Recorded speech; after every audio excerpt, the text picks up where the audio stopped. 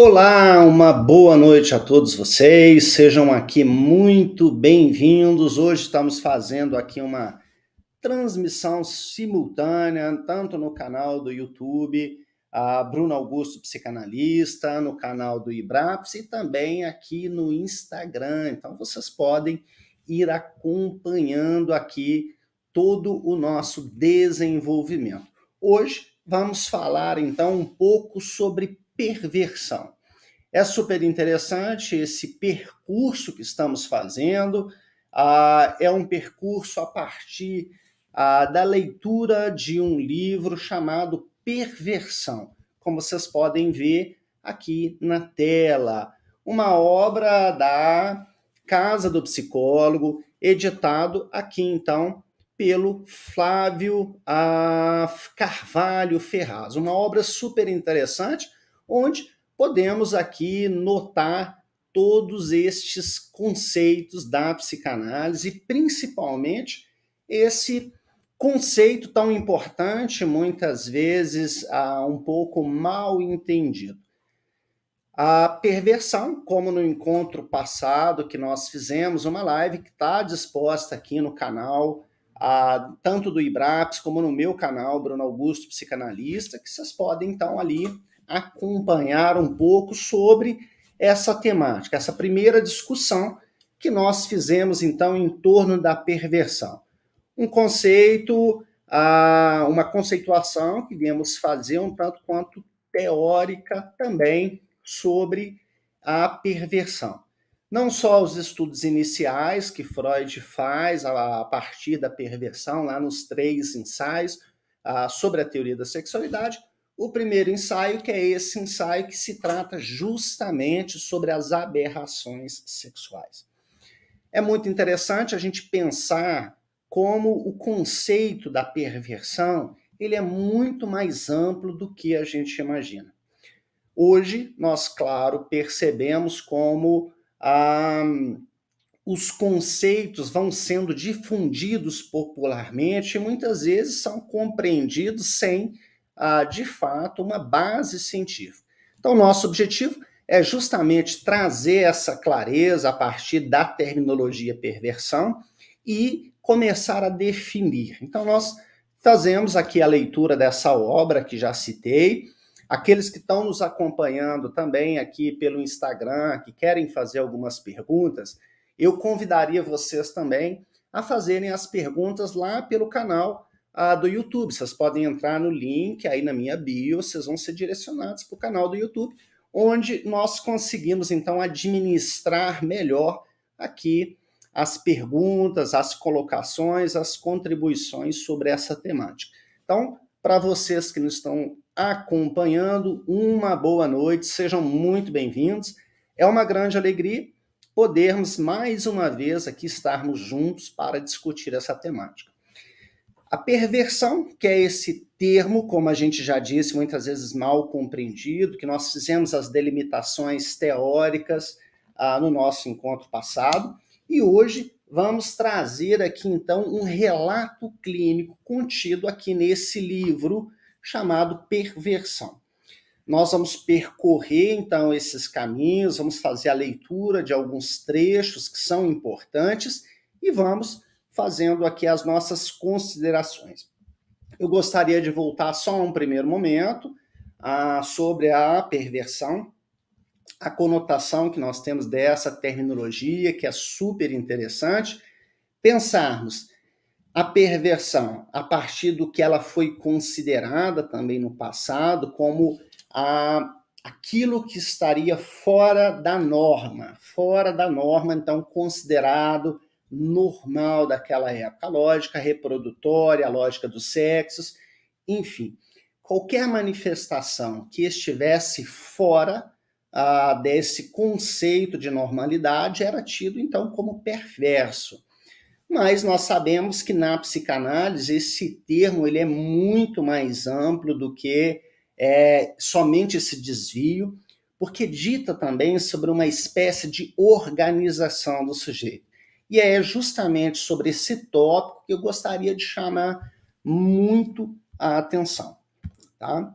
Então, boa noite, Rosilene, seja bem-vinda, viu? Uma alegria ter você, Maria Aparecida, a Ana da Silva, a Érica, sempre presente conosco, Roberto também, sempre presente aqui nas nossas transmissões, a Deise Terezinha, também sempre aqui acompanhando os nossos conteúdos. Então, a primeira definição que houve sobre a perversão era essa coisa que era fora da norma.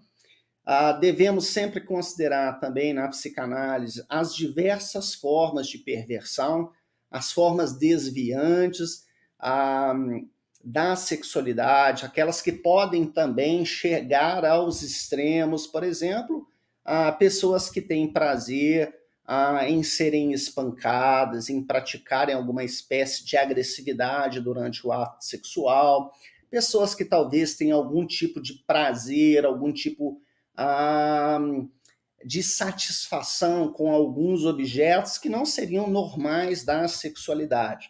Algumas pessoas que têm, por exemplo, prazer no momento da transa, por exemplo, com urina, com fezes, pessoas que, por exemplo, nas manifestações mais extremas, têm prazer em fazer sexo também com pessoas mortas, né, chamada necrofilia. Enfim, há diversas manifestações, mas gostaria mais uma vez de convidar a gente a pensar também a perversão como uma forma de organização. Portanto, nós temos a perversão colocada então ali na prática e no ato sexual propriamente dito, e as perversões de uma outra ordem que podemos chamar aqui das perversões também morais. É super interessante como que ao longo do estudo da psicanálise nós vamos percebendo toda essa construção, toda essa organização que o sujeito de fato vai fazendo ao longo da sua história e como isso dita sobre as suas formas de relação. Às vezes aqueles aspectos excessivos, por exemplo, de dominância ou de submissão, não só durante o ato sexual, mas também em outros pontos da vida, nas formas vinculares do sujeito. Então, é super interessante sempre considerarmos todas estas manifestações. Pois bem, dentro desse livro, então, que já citamos aqui, o livro Perversão, nós temos aqui um caso clínico que é relatado, que eu gostaria de ler os trechos dele, e vamos fazendo as construções, então, a partir destas contribuições. Bem, esse caso clínico chega, então, aqui, passa a ser formulado ali na primeira entrevista, que era de que esse jovem que faz esse relato para o analista estaria ali o tempo passando e ele já não era mais tão jovem, tão moço, e de certa forma ele se preocupava em ter alguém, ter uma companhia. Embora ele relatasse que tivesse muitos amigos, ele sentia então que a sua relação com as pessoas era sempre uma relação fictícia, uma relação falsa, uma relação onde ele não percebia ali que havia uma grande manifestação da sua afetividade. Bem, essa relação, então, fictícia e estereotipada, era, não raro, apanhava-se como que representado teatralmente durante o tempo em que esse jovem, aqui denominado como André, então vamos tratá-lo ele como André, já que é um caso fictício, como, de certa forma, ele agia dessa forma fictícia e teatral quando estava junto com alguém. Mesmo que aos olhos de outras pessoas ele parecesse feliz, bem realizado, ele consegue alcançar um certo sucesso na sua vida, ele começa a perceber que havia aí uma angústia nessa sua forma de realização.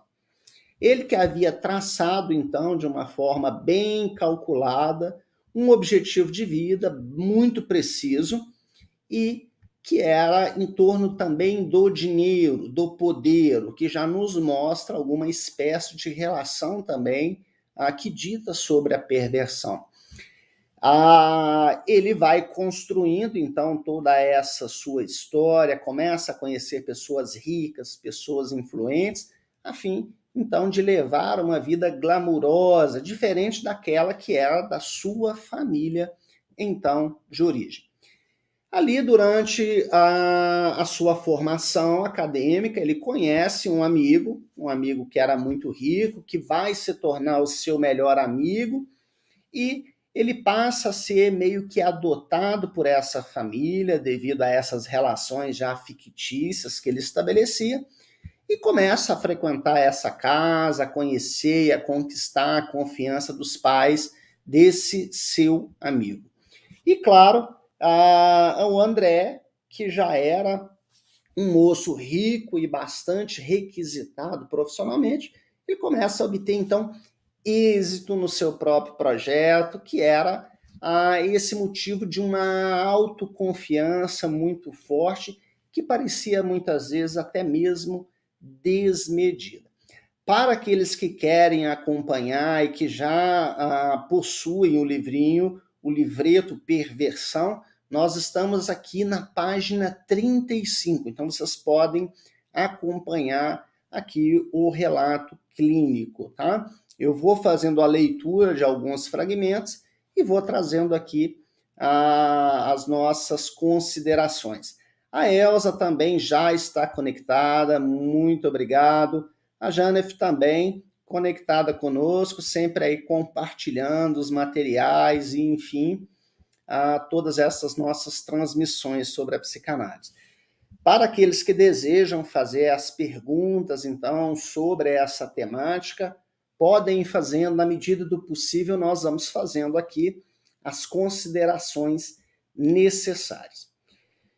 Seguindo o nosso relato clínico, então, o André falava com muito orgulho, então, dessa forma como ele foi se entrosando e adentrando a esses círculos, então, sociais importantes, fazendo-se visível para pessoas, então, de sucesso. E, claro, sempre sendo solicitado para realizar ali muitos trabalhos, muitas atividades, participar de eventos sociais. Porém, aqui, como diz no relato, alguma coisa já chama a atenção nesse relato, logo aqui no início da análise, que após ele ter vivido por alguns anos um clima de grande euforia, decorrente da construção desse seu sucesso pessoal e também profissional, a ponto de um questionamento incômodo que começa a surgir. Justamente esse incômodo sobre essas relações que ele perigosamente sempre colocava à prova, e aqui vamos perceber alguns aspectos, então, em torno da perversão. Esse exame, então, poderia resultar dessa conclusão, que não era nada tranquilizadora para o André, que, na verdade, ele enganava as pessoas com esse trabalho que ele fazia. E que ele não era um artista assim tão talentoso para essa imagem que ele vendia de si próprio. Esse tipo de pensamento, então, muito evidente, traz para o André, então, essa sensação de uma falsidade bem desconfortável, que ele percebia viver, então, uma vida pública que não era uma verdade, não era verdadeira essa vida que ele vivia, que era totalmente dissociada da sua vida particular. E é aqui que é interessante, porque essa vida particular era uma vida bem secreta, bem solitária, e que concernia ali, nessa vida secreta, as suas atividades sexuais. Mas pensar nessa dicotomia, nesses dois pontos perturbadores, era um esforço muito angustiante para ele. E dessa maneira, então, no decorrer da sua análise, André se aproxima dessa angústia a passos lentos, mas também fugia dessa verdade. E é super interessante esse primeiro ponto, porque os perversos na cena analítica, no setting analítico, muitas vezes eles não se sentem incomodados pelos seus atos perversos. Muito pelo contrário, eles têm uma tendência a querer se enaltecer a partir disso. Por isso, muitas vezes é difícil com que o próprio perverso, por essa sua construção ou por essa sua organização, busque uma análise de fato. Como nós dissemos no encontro anterior, sobre essa construção de funcionamento do perverso, nós percebemos que o perverso é aquele que ele sente alguma espécie de prazer em dizer para o outro, olha só, principalmente para o neurótico, olha só, isso que você somente fantasia, mas que você deseja e não faz, eu tenho a capacidade de fazer. E o perverso vai ser essa pessoa que, de certa forma, tenta evidenciar isso tudo para aqueles que estão ao seu redor, como se a impossibilidade do outro e a sua capacidade de realização já oferecesse para ele ali alguma espécie de satisfação. O André, então, se define como alguém anormal, principalmente no campo da sexualidade. E ele vai contando os detalhes da vida sexual dele ali na cena analítica para o seu analista, e segundo, como ele mesmo coloca, uma atividade que era depravada e também promíscua, que ele referia-se, então, às suas relações sexuais, ou, como ele define, as suas putarias, que fazia com uma frequência, então, incrível, exacerbada. Mantinha muitas vezes várias relações homoafetivas em um único dia. Ou seja, ele tinha diversos prazeres, diversos parceiros, desculpa, e também diversos prazeres, e na sua própria rotina de trabalho era perturbado muitas vezes por essa necessidade sexual. Muitas vezes ele estava ali no seu ambiente de trabalho, sentia uma necessidade muito grande de uma atividade sexual e ele se desligava da sua atividade e saía à procura, então, desses encontros, dessas aventuras que nós vamos ver aqui com mais detalhes do que de fato se trata.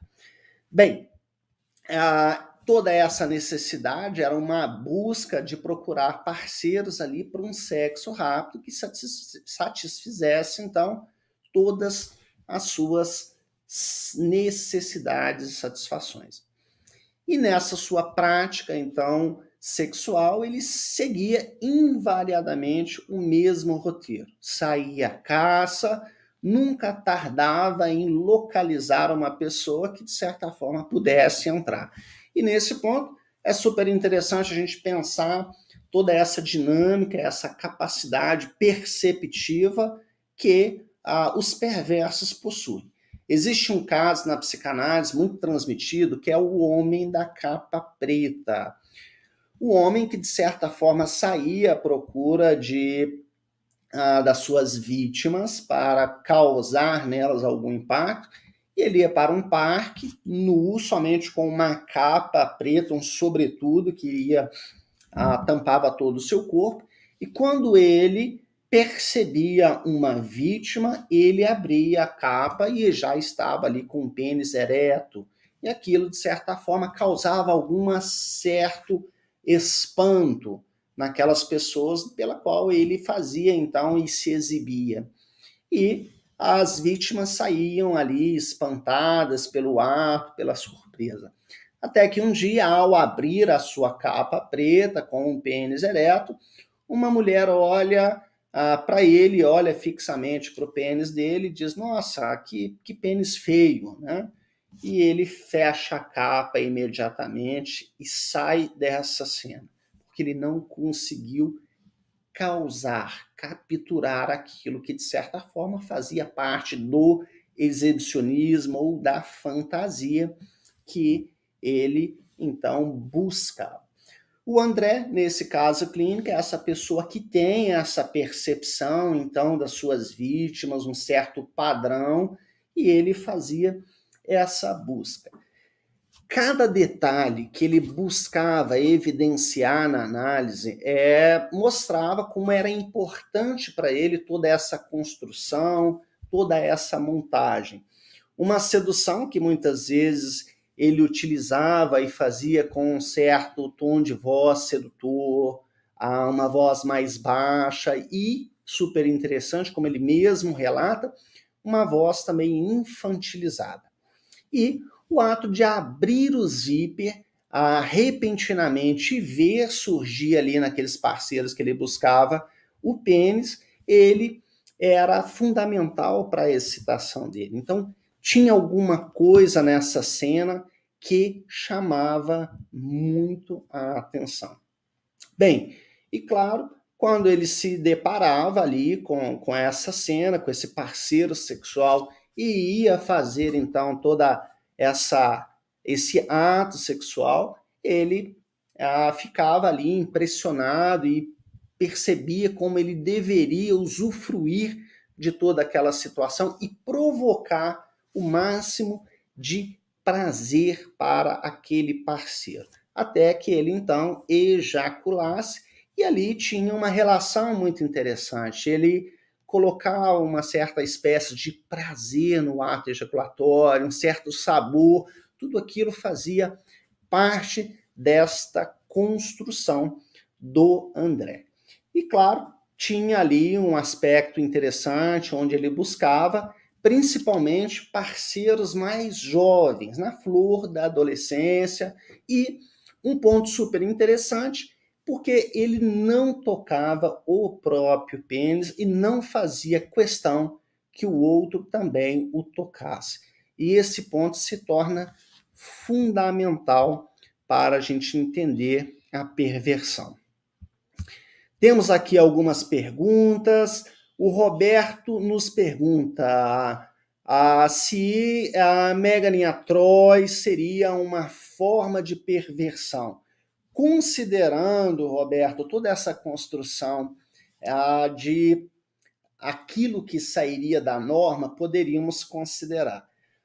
O interessante é sempre percebermos que o sujeito pode ter as suas aventuras, as suas experiências, mas o que vai delimitar de fato o traço da perversão, né? E no primeiro encontro a gente fez essa diferenciação entre perversão e perversidade, né? A gente pode perceber que uma aventura sexual, uma experiência sexual não delimitaria de fato se a pessoa é perversa ou não. A frequência, a intensidade com que o sujeito vivencia isso, sim, a partir disso a gente poderia perceber todas essas coisas, tá? A Vivian também nos pergunta: o perverso pode ter um traço, a dor da traição? Olha, Vivian, é super interessante. Mais uma vez, faço aquele convite. Devemos sempre observar a singularidade. Cada sujeito se constrói a partir de uma estrutura, das suas experiências, das formas como ele vai lidar com toda essa questão ao longo da sua existência. Então, pode ser que eu possa ter compreendido também um pouco errado aqui a sua pergunta, tá? Mas sim, os perversos têm alguns traços, tá? E um dos traços principais na perversão é sempre esse impulso à transgressão. A transgressão de uma normalidade do que deveria ser a vida afetiva do sujeito. E eu não entendi bem, se você puder reformular, o que seria essa dor da traição que você cita aqui, tá bom? A Graça também está presente, muito bem-vinda. Claudete, muito bem-vindo. A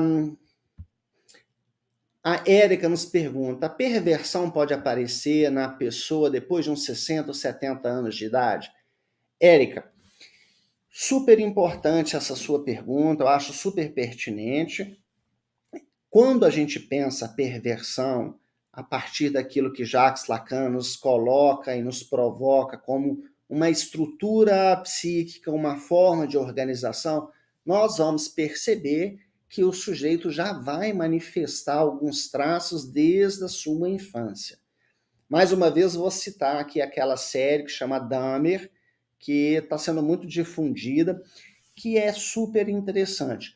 Mostra nessa série como que desde criança o Dahmer já apresenta ali vários traços que já vão indicando essa sua tendência.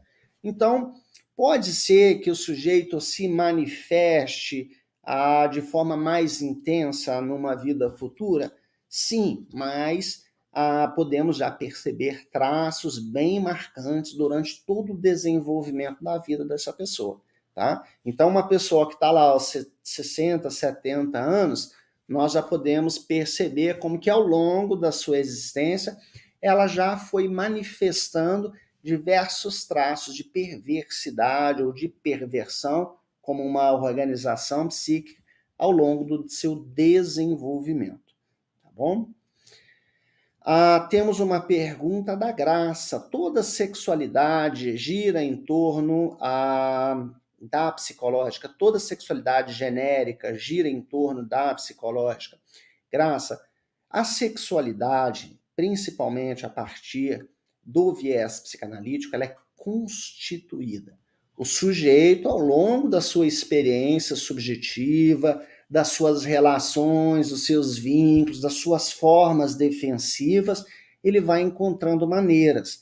Então, a sexualidade do sujeito é sempre ali construída a partir também das suas representações psicológicas, tá? Então, esse ponto é super importante. Bem, vamos continuando aqui, então, o caso do André. Quem tiver mais alguma pergunta, vocês que estão nos acompanhando aqui pelo Instagram, também convido, vai lá no link da bio, na minha bio, vocês vão ter acesso lá ao canal do YouTube, e lá é mais fácil para que a gente possa administrar algumas perguntas. Então, aqueles que têm interesse puderem migrar lá para o YouTube, lá eu consigo administrar melhor todas essas perguntas sobre a perversão. A Vivian coloca: minha mãe me assustava com o homem da capa preta, caso eu não obedecesse. É interessante como, de fato, na infância sempre se tem esses ditos, né? Assim como a gente acompanha ali nos relatos freudianos, ou até mesmo nos relatos da infância de hoje, como os pais muitas vezes inserem um tabu nas crianças sobre a sexualidade. Por exemplo, um pai que pega a criança se masturbando e diz: olha, tira a mão desse pipiu, senão o pipiu vai cair, vai dar bicho, né?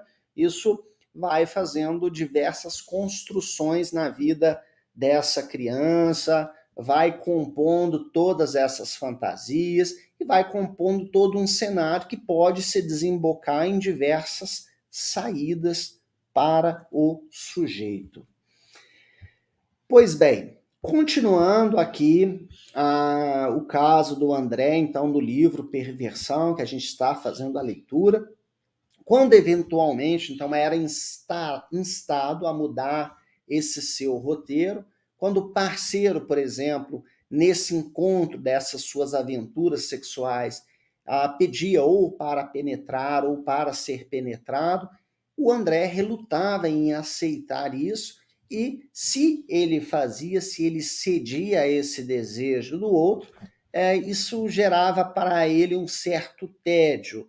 O interessante é como o perverso, de certa forma, tem ali uma cena, uma captura, alguma coisa que faz parte dessa construção que chama a atenção dele.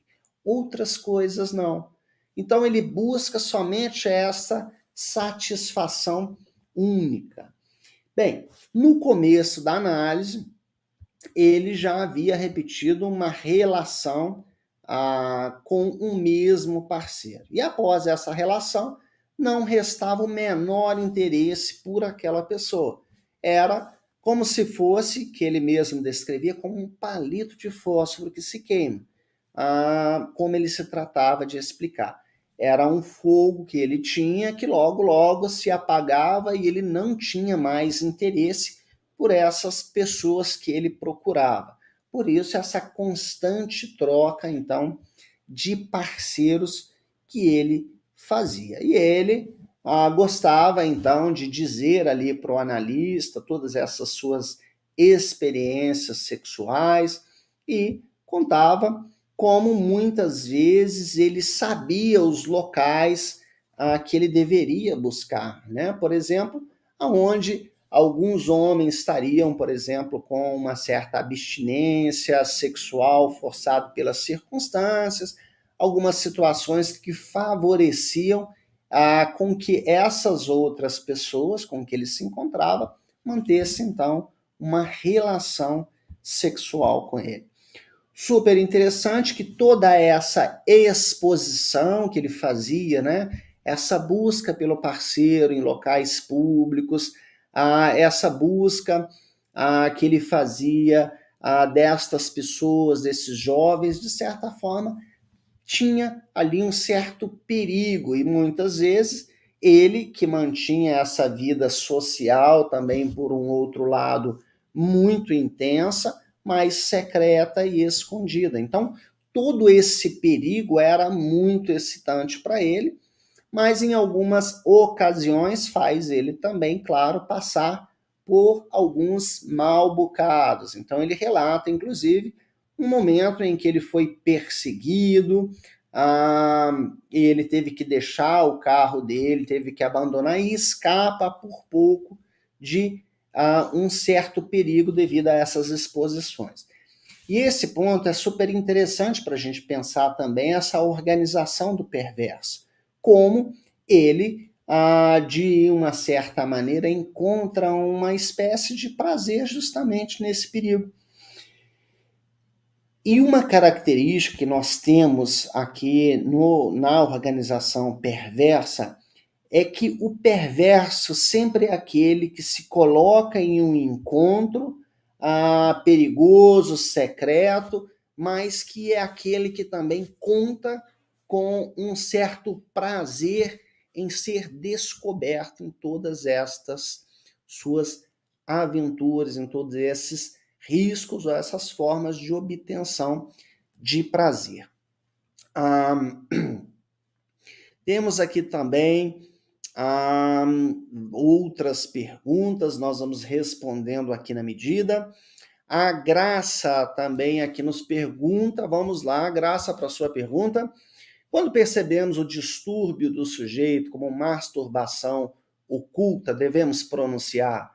Falamos do reconhecimento naturalmente ou fingindo não entender?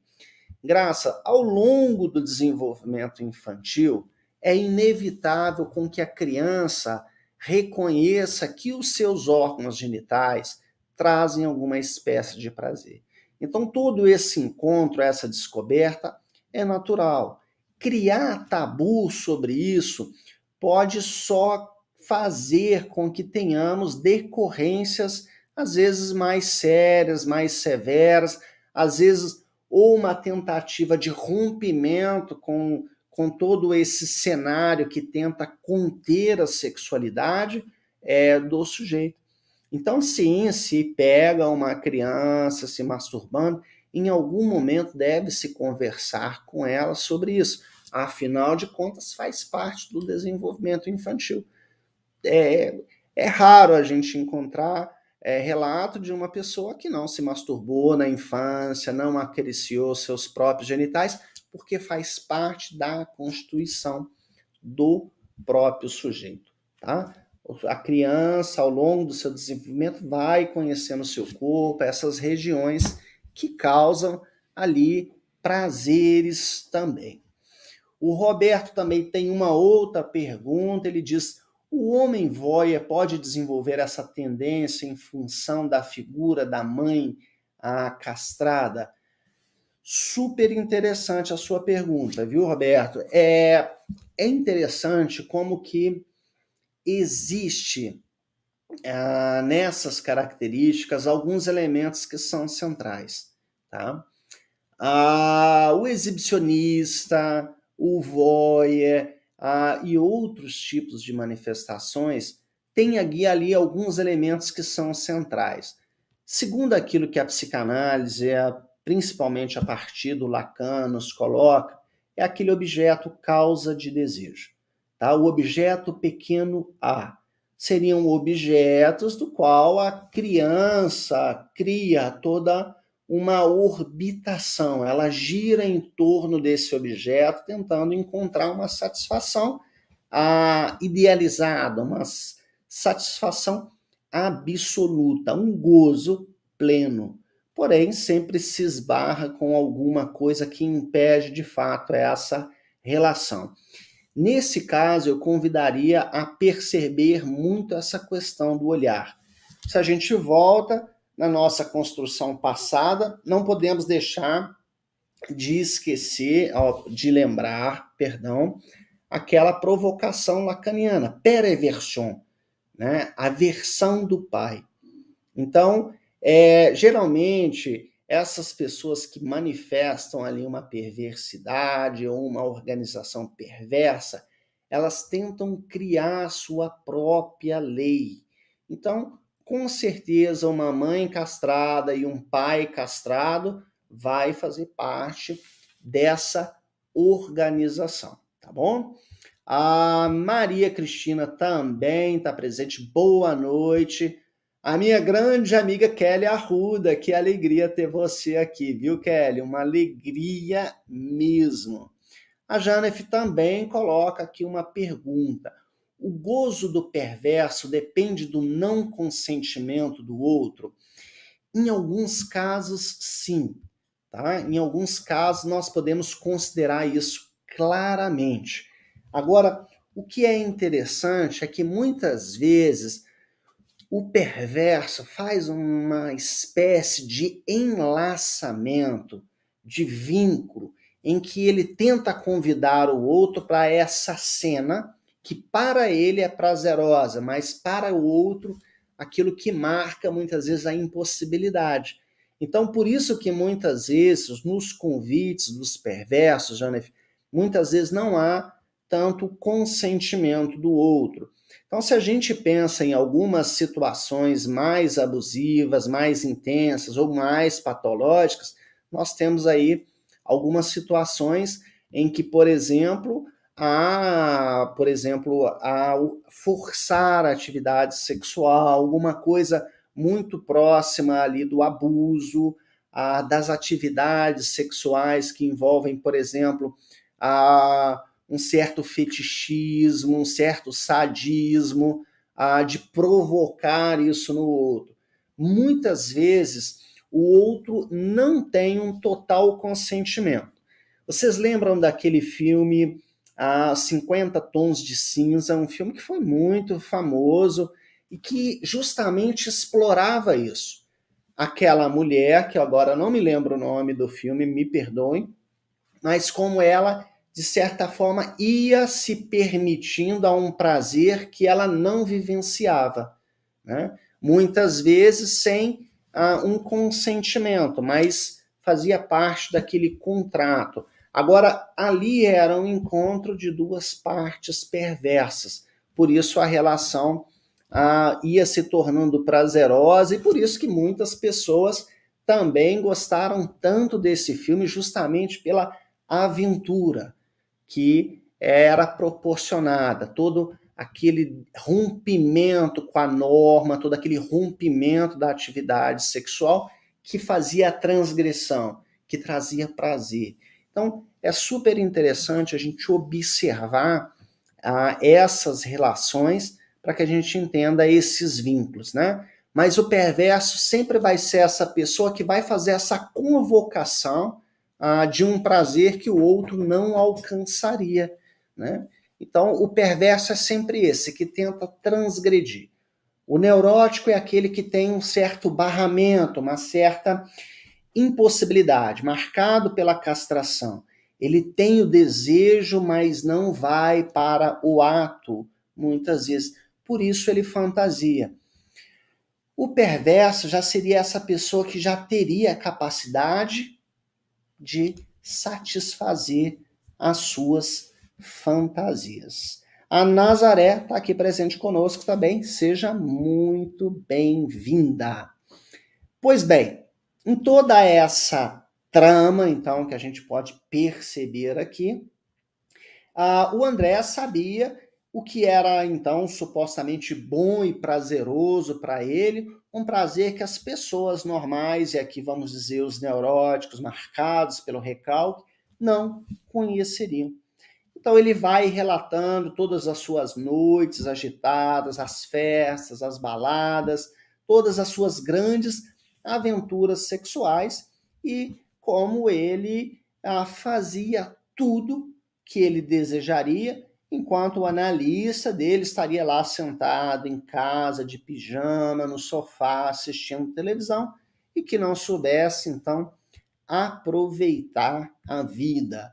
E é interessante porque também no vínculo analítico, o perverso vai ser essa pessoa que causa essas inquietações no outro. É como se ele quisesse esfregar: olha, tá vendo? Tudo isso que você somente fantasia, eu realizo. Enquanto você vive a sua vida pacata, marcado pela impossibilidade de realizar algumas coisas, eu vou lá e me realizo. Enfim, ele vai contando todas essas suas aventuras até um dia ele começar a colocar isso com um certo tom um pouco depressivo e ele começa então a se perceber como que isso trazia à tona a sua solidão e também um sofrimento. Ou seja, apesar de todas essas experiências, de todas essas manifestações que ele tinha, alguma coisa ali mostrava para ele também a sua incapacidade, o seu encontro com a falta, portanto, também a sua angústia. Para aqueles que estão chegando agora, nós estamos então fazendo aqui a leitura do livro Perversão, do Flávio Ferraz, fazendo aqui um diálogo entre a psicanálise e o conceito de perversão. Então, para aqueles que querem, eu vou deixar descrito aqui, tanto nos comentários aqui no canal do YouTube, como também no Instagram, este livro pelo qual a gente então está fazendo toda essa construção. Bem, temos aqui também uma pergunta, é a pergunta do Lúcio. O Lúcio nos diz assim: boa noite. A perversão é de base social originada em modelos de discriminação cultural. Assim, nossa atuação deveria ser pautada nas ciências sociais como aliado de uma postura psicanalítica. Lúcia, super interessante a sua pergunta, tá? Eu acho assim, a sexualidade é sempre alguma coisa constituída. E quando a gente pensa em constituição, claro que devemos levar em consideração o contexto pela qual a pessoa está inserida. Um cenário de 100 anos atrás, de 50 anos atrás, de 30 anos atrás é bem diferente do cenário atual. E aí eu gosto muito, Lúcio, daquela provocação lacaniana, quando Lacan convida a nós, analistas, a alcançar no nosso horizonte a subjetividade da nossa época. Então se faz super interessante como algumas práticas, por exemplo, como a exibição do corpo, algumas danças que fazem parte do contexto social atual, da subjetividade dessa época, é alguma coisa que talvez seja horripilante para pessoas de 30 ou 40 anos atrás.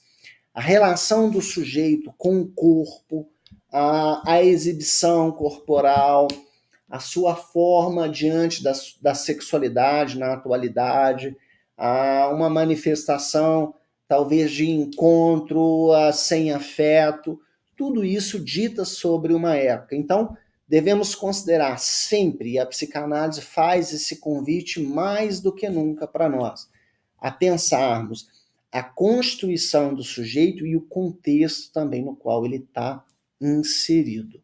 Então, vale muito a pena sempre abordarmos por essa questão. A Rosilene também nos pergunta, nesse filme, ele seria o sádico e ela o masoquista?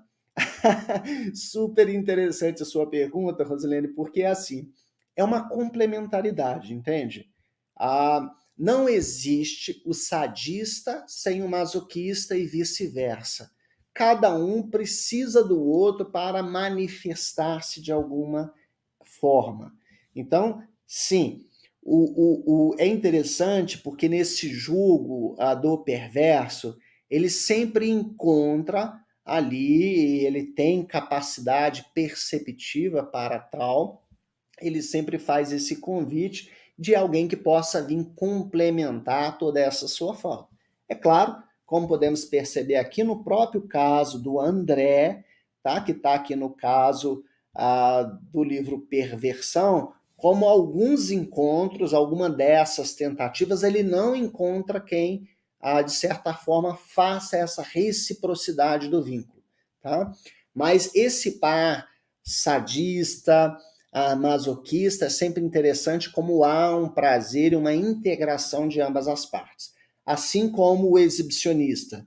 Tá? Ele precisa de alguém que observe ele para que ele possa se exibir. Então, é uma complementaridade que deve ser sempre muito bem observada.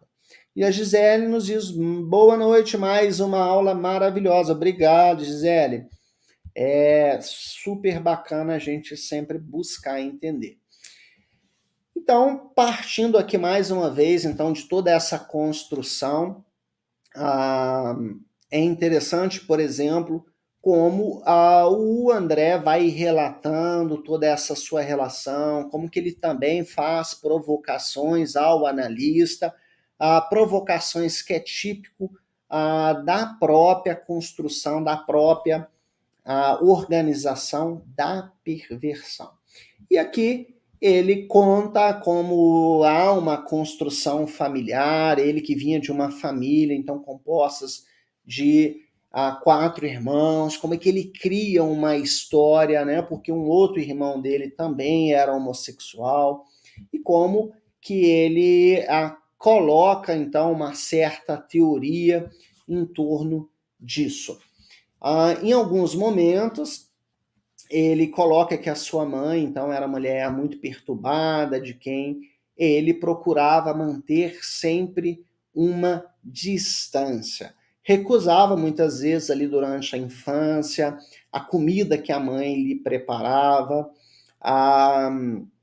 e dava, no entanto, ali a toda essa construção vivenciada alguma espécie, então, de formação que levasse ele a explicar todas as causas, principalmente sobre a sua condição, então, de homoafetivo, né? Ele se arranjava para dizer que a sua mãe, quando se casou, desejava muito mais um filho homem e assim foi.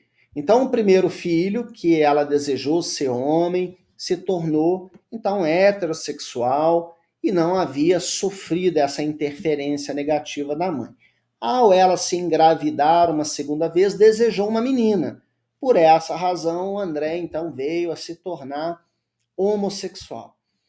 Quando a mãe engravida pela terceira vez, ela queria, com muito mais ardor, então, uma filha mulher, o que faz então com que o seu irmão se torne também homoafetivo, mas um pouco mais grave, segundo as concepções dele, do que ele. Então, é interessante como ele vai fazendo essa construção e a mãe, ao engravidar pela quarta vez, já frustrada e desistindo então de ter uma filha, tem o seu outro filho e que justamente por ela não desejar que ele fosse uma menina, ele vem heterossexual. Então é uma forma de construção que ele cria, que ele engendra sobre toda essa sua história. Super interessante como ele continua relatando todas essas suas experiências sexuais, cada vez mais intensas, mais fortes, rodeadas muitas vezes pelo excesso, por diversos parceiros que ele buscava ter ali ao longo de toda a sua história. Bem, é super interessante, eu gostaria de convidar todos vocês a conhecerem de fato esse relato clínico. Vocês podem me pedir, eu posso encaminhar o recorte para vocês desse texto, onde a gente tem um fragmento completo de todo esse estudo aqui do André sobre a perversão. E claro, nós temos a oportunidade de, fazendo a leitura também, buscarmos aqui trechos muito mais significativos, muito mais fortes, que podem nos mostrar, então, toda essa relação. Né? É super bacana como vamos perceber que o André, então, vai criando toda essa sua forma, então, perversa de ser, essa forma de dominância também sobre o outro, essa espécie de dominância sobre o ato sexual, sobre a prática sexual, que ele vai fazendo. Num trecho, ele coloca que, por exemplo, num dado momento, ele percebe que a vida vai passando e que essas diversas experiências sexuais por ele vivenciadas, de certa forma, colocava alguma espécie de frustração nele, que num dado momento ele encontra um rapaz que começa a cuidar dele, começa a não ser ou fazer dele somente um objeto de prazer ou ser um objeto de prazer para ele. Então ele começa a relatar como ele se sentia bem ao ser cuidado, como esse rapaz leva remédios, cuida dele quando ele está doente, passado por uma gripe, e ele se emociona muito com isso, embora sempre manifestasse então uma desconfiança contra a autenticidade dessas suas próprias emoções. É super importante como ele, então, vai descobrindo a partir desse encontro, né, desses cuidados afetivos, uma nova forma de engendramento, uma nova forma também de ser. Bem, é interessante como que o André também buscava manter ali uma relação social. Em algum momento, ele que tinha essas manifestações homoafetivas, ele mantém uma relação heteroafetiva a fim de demonstrar para outras pessoas e esconder, de certo fato, a sua sexualidade, até chegar a um momento que ele consegue, de fato, começar a manifestar toda esta sua situação, essa vivência, então, dos afetos, a partir desse encontro ali na cena analítica. Tá? Esses casos são super interessantes porque a gente pode perceber que há uma alteração, sim, pode em alguns casos haver uma alteração. Não uma mudança estrutural, não uma mudança patológica, mas talvez uma descoberta de novas relações objetais. Né? O perverso que muitas vezes vai ser essa pessoa que vai trazer essas marcas, então, em torno da dominância, de fazer o outro objeto de prazer ou querer mostrar para o outro que ele consegue obter os seus prazeres e a outra pessoa não consegue. É super interessante o desfecho de todo esse caso, como que o analista vai colocando toda essa situação, né? A diminuição da prática sexual do André vai acontecer diante de um temor dele, diante de contrair uma certa doença, em específico o HIV, e como isso faz com que ele vá percebendo-se e encontrando uma nova forma de ser. Existem situações em que é possível, sim, fazer esse caminho, tá? É muito interessante aquela frase do Freud, lá no Ego e no Id, quando ele fala, wo es war, soll ich werden. Aonde era o isso que se faça, o que advenha o eu. Muitas vezes a análise vai ser justamente essa possibilidade para o sujeito de conhecer-se, de entender toda essa forma de funcionamento, toda essa espécie de prazer que ele deposita em um certo objeto, todo esse fetiche, toda essa construção que dita sobre aspectos muito singulares da construção e da história do sujeito. Por isso, na psicanálise, nós não podemos sempre fazer essa estereotipia. Pode ser que a pessoa viva diversas experiências como uma forma de encontro da sua sexualidade, daquilo que lhe faz prazer, mas a marca da patologia sempre vai ser marcada pela intensidade ou pela frequência pelo qual o sujeito manifesta isso. E claro, nós temos diversas formas de manifestação da perversão, diversas formas de engendramento, como dissemos, desde a perversão moral, da perversão sexual, com graus, podemos dizer assim, com intensidades, com frequências, que vale muito a pena ser explorado. Inclusive, o Freud traz diversas questões sobre a transferência e ele traz também contribuições sobre a transferência perversa, que são temas muito, muito interessantes. Então, mais uma vez, gostaria de convidar vocês a fazerem a leitura desse livro. Então, Perversão, um título da coleção Clínica Psicanalítica, aqui pelo Flávio Carvalho de Ferraz e pela editora Casa do Psicólogo. Tá? É essa obra que nós estamos seguindo para fazer a construção de todo este material. Então, gostaria de convidar vocês a fazerem a leitura desse livro. É um pequeno livreto e vocês podem aqui aumentar muito os conhecimentos em torno da perversão. Pensarmos a perversão como essas manifestações da sexualidade que levam muitas vezes o sujeito a essa busca com objetos, essa busca, essa construção em torno de situações específicas, por exemplo, o prazer sexual com excrementos, com urina, com diversos objetos, com diversos parceiros, ou seja, existem muitas formas de manifestação da perversão na sexualidade e também na moralidade do sujeito. Como existe toda uma construção do perverso, sempre buscando fazer essa transgressão. Perverso sempre marcado por essa organização, por essa construção que tenta transgredir a norma ou a lei.